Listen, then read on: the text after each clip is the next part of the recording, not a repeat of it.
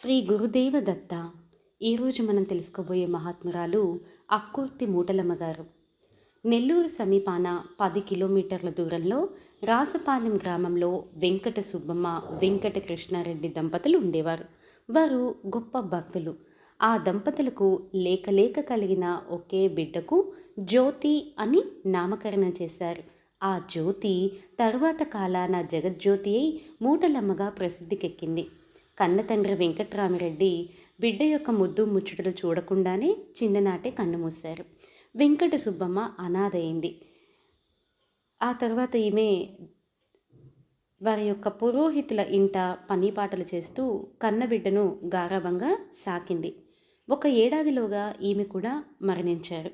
కన్న తల్లిదండ్రులను కోల్పోయిన జ్యోతి ఆ బ్రాహ్మణ పురోహిత దంపతులు పుత్రీ నిర్వేశంగా పెంచారు. జ్యోతి పూర్వజన్మలో యోగభ్రష్టురాలై ఉంటుంది. కనుకనే ఈ జన్మలో పువ్వుతో తావి పుట్టినట్లు సద్గుణాలు ఆమె వెన్నుదన్ని పుట్టాయి. గాలితో గంధం వ్యాపించినట్లు ఆమె నడచిన తావుల్లో ప్రేమానురాగాలు పెనవేసుకున్నవి. వినయ విధేయతలు విచ్చుకున్నవి. భక్తి ప్రపత్తులు పల్లవించినవి.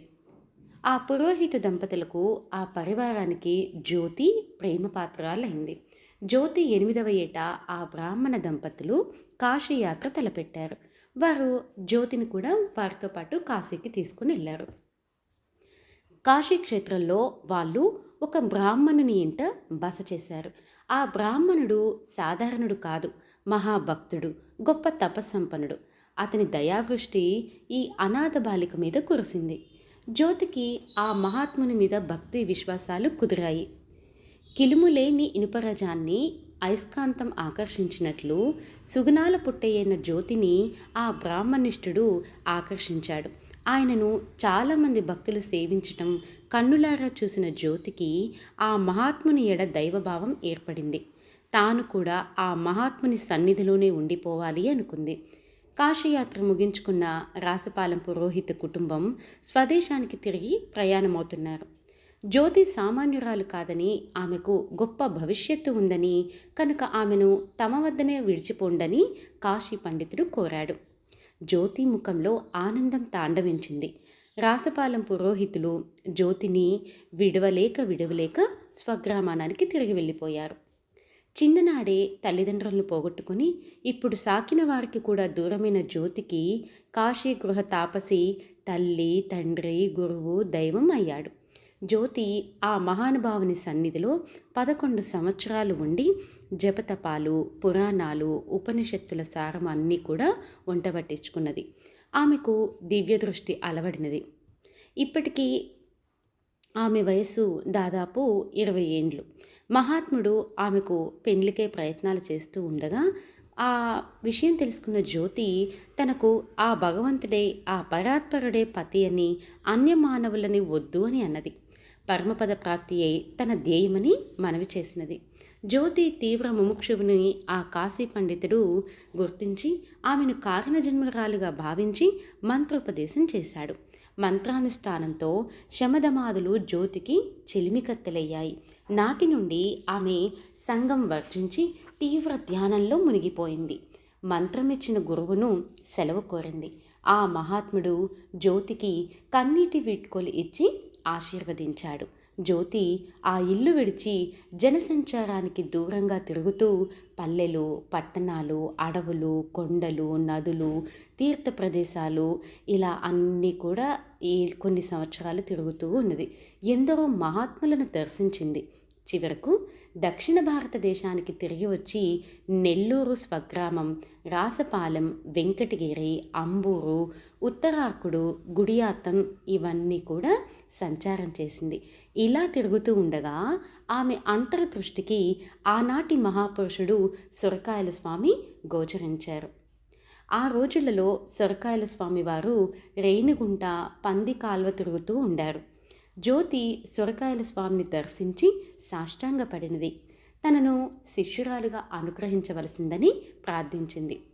పరిపక్వ స్థితికి వచ్చిన ఆమెకు సొరకాయల స్వామి చక్షుద్దీక్ష ప్రసాదించారు. జ్యోతి అంతరంగ బహిరంగములు జ్యోతిర్మయులయ్యాయి. జ్యోతి తన ఇష్టం వచ్చిన చోట తిరుగుతూ అప్పుడప్పుడు నారాయణవరం పోయి తమ గురువు సొరకాయల స్వామిని దర్శిస్తూ ఉండేది. స్వామివారు ఇతర శిష్యులు మడుగు స్వాములు, చట్టి పరదేశి, ముంత పరదేశి, నందనార్ వీళ్ళందరూ కలిసి ఆమెకు పరిచయం ఏర్పడింది. వీరందరితో ఆమెకు స్వామివారి ఇతర శిష్యులు అన్నమాట, సొరకాయల స్వామివారి శిష్యురాలు. ఈ విధంగా ఆమె అనేక గ్రామాలు తిరుగుతూ సొరకాయల స్వామివారి యొక్క మహిమలు చాటుతూ ఉండేది. ఎవరేది పెట్టినా తింటూ అక్కడే తిరుగుతూ ఎవరైనా ఏదైనా ఇస్తే తీసుకునేది. ఆమె మాత్రం ఎప్పుడు నోరు తెరిచి ఎవరిని ఏమీ అడిగేది కాదు. నిరంతరం మౌనంగా ఉంటూ ఉండేది. ఆమె చంకలో ఎప్పుడూ ఒక బట్టల మూట ఉండటం చేత జనులు ఆమెను మూటలమ్మ అని, మూటల లక్ష్మమ్మ అని పిలిచేవారు. శ్రీకాళహస్తి సమీప గ్రామాలు తిరుగుతూ ఉండగా అక్కడి ప్రజలు మూటలమ్మకు తమ కష్టాలు నివేదించారు. ఆమె కారుణ్య దృష్టి సోకితే రోగాలు బాధలు తొలగిపోయేవి. కొందరు గృహస్థులు మూటలమ్మను తమ ఇళ్లలో నిలుపుకోవటానికి ప్రయత్నించారు. కానీ ఆమె మెట్టిన ఇంట్లో చింతలు దూరమై సిరులు పొంగేవి. ఆది వ్యాధులు తొలగిపోయి ఆనందం తాండవించేది. అయితే మూటలమ్మ ఎవరింటిలోనూ కూడా శాశ్వతంగా ఉండలేదు. ఈనాడు ఒక ఇంట్లో ఉంటే మర్నాడు ఇంకొక ఇంట్లో ఉంటూ ఉండేది. అలా తెల్లవారేసరికి అమ్మ తన గుడ్డల మూటతో దారి పక్క చెట్టు కింద ఎక్కడుంటే అక్కడ ఎవరింట్లో అంటే వాళ్ళ ఇంట్లో ప్రత్యక్షమయ్యేది. మూటలమ్మ గారికి ఖండయోగ సాధన కూడా తెలుసు. ఇలా అమ్మ అన్ని ఊర్లు తిరుగుతూ చివరకు అక్కుర్తి గ్రామం వెలుపల మైదానంలో స్థిరంగా ఉండసాగింది. ఇది గమనించిన అక్కుర్తి ప్రజలు, భక్తులు అమ్మ యొక్క అనుమతితో అమ్మకి ఒక పూరిపాక వేశారు. అక్కుర్తి గ్రామాధికారి తాటిపర్తి నారాయణరెడ్డి గ్రామ ప్రముఖుల సహకారంతో అక్కడ ఒక బావి తవ్వించారు. ఆ చిన్న బావి చూడటానికి చాలా చిన్నగా ఉంటుందంట. చిన్న బావి ఉంటుంది. అది ఎంత ఎండాకాలం అయినా సరే ఆ బావిలోని నీరు అమృతంలా ఉంటుందంట. తాగడానికి ఎంతో అనుకువగా ఎంతో ఆరోగ్యాన్ని ఇచ్చేదంట. ఆ బావి నీరు రోగుల పాలిటి దివ్య ఔషధం. అమ్మ అక్కడ ముందుగానే ఒక సమాధి నిర్మించుకున్నారు ఆ బావి దగ్గర. చుట్టూ గ్రామాల వారే కాక దూర ప్రాంతాల నుండి తమ తమ కోరికలు కష్టసుఖాలు చెప్పుకోవడానికి ఎందరో అమ్మ కుటీరానికి వచ్చేవాళ్ళు ఏ కానుకలు ఖాద్యాలు తెచ్చినా అమ్మ తినేది పిడికిడు మెతుకులే. తక్కినవన్నీ కూడా ఇతరులకి, అక్కడ ఉన్నటువంటి భక్తులకు, దారిన పోయే వాళ్ళందరికీ కూడా ప్రసాదంగా పెడుతూ ఉండేవారు. ఇలా మూటలమ్మ గారు నెల్లూరు, చిత్తూరు, కడప జిల్లాల్లో చాలామంది భక్తులయ్యారు. అంతా తిరుగుతూ ఉండేవారు. క్రమంగా ఆమె పేరు దూరాలకు వ్యాపించడంతో ఉత్తరాన విశాఖపట్నం, గోదావరి జిల్లాల నుండి, దక్షిణాన వేలూరు ప్రాంతాల నుండి కూడా భక్తులు వచ్చి దర్శించిపోతూ ఉండేవారు. మూటలమ్మను దర్శించడం అందరికీ సాధ్యమయ్యేది కాదు. ఆమె అందరిని దగ్గరికి తీసుకునేవారు కాదు. పాపులను అమ్మ తన దగ్గరికి కూడా రానిచ్చేవారు కాదు. వాళ్ళు దూరం నుండే నమస్కరించి వెళ్ళిపోయేవారు. పాపులు, దుర్మార్గులు ఆమెను సమీపించడానికి ప్రయత్నిస్తే ఆమె వాళ్ళపై రాళ్ళు రువ్వేది. కొంతమంది ఉత్తమ సంస్కారం ఉన్న పుణ్యాత్ములు మాత్రమే మూటలమ్మ గారి గుడిసెలో కాలు పెట్టగలిగేవారు. అప్పుడప్పుడు ఇది చూడండి, అప్పుడప్పుడు రాత్రులందు మూటలమ్మ గారి గుడిసె మండుతున్నట్లు కనిపించేది. జనులు నీళ్ల కుండలతో మంటలో చల్లార్చడానికి పోతే అక్కడ ఏమీ ఉండేది కాదు. అంటే ఆమె యొక్క తపస్సుతో అక్కడ అంత దేదీప్యమానమైన వెలుగులు వెలుగుతున్నాయి. ఇది ఆమెలోని దివ్యత్వానికి నిదర్శనం అని చెప్పేసి చెప్తున్నారు. అందరికీ ఆ జ్యోతి స్వరూపం తెలిసిన తర్వాత దూరం నుండే నమస్కరించి వెళ్ళిపోయేవారు. అంటే వారి యొక్క తపస్సాధన ఆ విధంగా ఉంది. శ్రీమంతులు, ఉన్నతాధికారులు మూటలమ్మకు మంచి ఆవాసం కల్పించదలుచుకున్నారు. కానీ అమ్మ మాత్రం అంగీకరించలేదు. ఆ పూరి గుడిసెలోనే అలానే ఉండిపోయారు. కటిక నెలయే అమ్మకు హంసతూలికా తల్పం. భక్తులు చీనీ చినంబరాలు తెచ్చిచ్చినా కూడా అమ్మ ఆ పాత బట్టలే కట్టుకునేది. ఆమె గురువుకు తగ్గ శిష్యురాలు.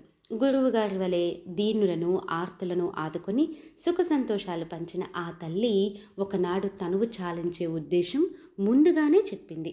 అనుకున్న నాడు ధ్యానంలో కూర్చుండి అమ్మ తనువు చాలించింది. ఆమెలోని జ్యోతి ఆకాశ జ్యోతి అయిపోయింది. ముందుగానే వారు నేను ఈరోజు పరమపదిస్తాను అని చెప్తున్నారు. ఎంతటి గొప్ప విషయం. అలా ముందుగానే వారి యొక్క సమాధిని కూడా నిర్మించుకున్నారంట. ముందుగానే కట్టించుకున్న సమాధిలో ఆమె భౌతిక కాయాన్ని యథావిధిగా భద్రం చేశారు. కాలక్రమాన సమాధిపై ఇటుక సున్నంతో కట్టించిన చిన్న గుడి ఏర్పడింది. ఇది రేణిగుంట గూడూరు ఇనుపదారిలో అక్కుర్తి రైల్వే స్టేషన్కు సుమారు 2 పర్లాంగుల దూరంలో ఉన్నది. ఇప్పటికీ మూటలమ్మను సుదూర ప్రాంతాల నుండి భక్తులు వచ్చి దర్శించిపోతూ ఉంటారు. ఏటేటా ఆరాధన ఉత్సవాలు కూడా జరుగుతూ ఉంటాయి. దుఃఖితులు, రోగులు, నిస్సంతులు ఆమె సమాధికి మొక్కుకుంటూ ఉంటారు. అందరి మహాత్ముల వలె మూటలమ్మ గారు కూడా సమాధి లోపల నుండి తమను నమ్మిన వారిని దర్శిస్తూ, ఆదరిస్తూ, ఆదుకుంటూ ఉంటున్నారు. ఇక్కడ నిత్య నైవేద్యాలు, అష్టోత్తరాలు, ఊంజల్ సేవలన్నీ కూడా చేస్తూ ఉంటారు. శుక్రవారం పూజలతో పాటు అన్నదానం కూడా జరిపిస్తున్నారు. భక్తులు విశేషంగా మొక్కుబడులు చెల్లించుకుంటూ వారి యొక్క సమస్యల్ని తీర్చుకుంటూ ఉంటున్నారు. వీరు ఆశ్వయుజ కృష్ణపక్షం తదియ 1943 అక్టోబర్ 11వ తేదీ సోమవారం నాడు పరమపదించారు. స్వస్తి. ఎందరో మహానుభావులు, అందరికీ నా వందనాలు. లోకా సమస్త సుఖినో భవంతు, సర్వే జన సుఖినో భవంతు. ఇలాంటి అవధూతుల గురించి, పురాణాల గురించి, సచ్చరిత్రల గురించి, ఋషుల గురించి, క్విజ్, పిల్లలకి పాటలు, ఇలా నేను చేసే ప్రతి ఆడియో మీరు వినాలి అని అనుకుంటే శ్రీ గురుదేవ దత్త ఆడియోస్ని సబ్స్క్రైబ్ చేసి పక్కన ఉన్నటువంటి బెల్ని కొట్టగలరు. మీకు నచ్చితే ఇతరులకి షేర్ చేయండి. స్వస్తి. జయ గురుదేవ దత్త. మీ జీవని.